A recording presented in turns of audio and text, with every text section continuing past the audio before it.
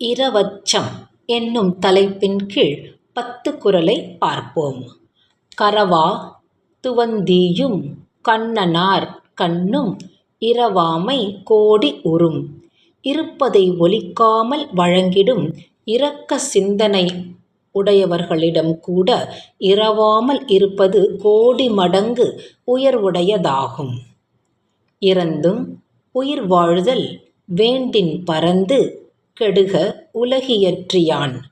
பிச்சை எடுத்துதான் சிலர் உயிர் வாழ வேண்டும் என்ற நிலை இருந்தால் இந்த உலகத்தை படைத்தவனாக சொல்லப்படுபவனும் கெட்டொழிந்து திரியட்டும்.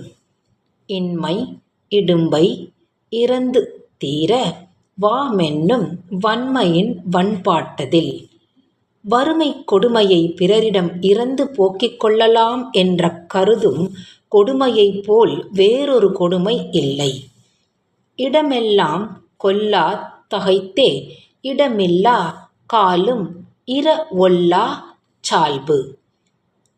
வாழ்வதற்கு ஒரு வழியும் கிடைக்காத நிலையிலும் பிறரிடம் கையேந்திட நினைக்காத பண்புக்கு இந்த வையகமே ஈடாகாது. தென்னீர் அடுப்புற்கை ஆயினும் தாள் தந்த துன்னலின் ஊங்கினியதில். கூழ்தான் குடிக்க வேண்டிய நிலை என்றாலும் அதையும் தானே உழைத்து சம்பாதித்து குடித்தால் அதைவிட இனிமையானது வேறொன்றும் இல்லை. ஆவிற்கு நீரென்றிரப்பினும் நாவிற் கிரவின் இனி வந்ததில். தாகம் கொண்டு தவிக்கும் பசுவுக்காக தண்ணீர் வேண்டுமென இறந்து கேட்டாலும் கூட அப்படி கேட்கும் நாவுக்கு அதைவிட இழிவானது வேறொன்றுமில்லை.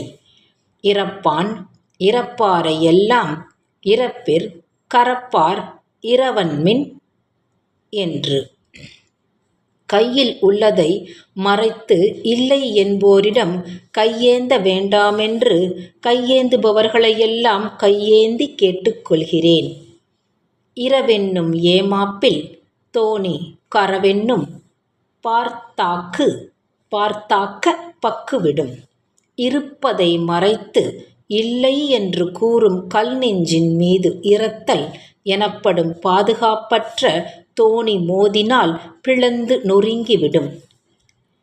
இரவுள்ள உள்ளம் உருகும் கரவுள்ள உள்ளதூவும் இன்றிக் கெடும்.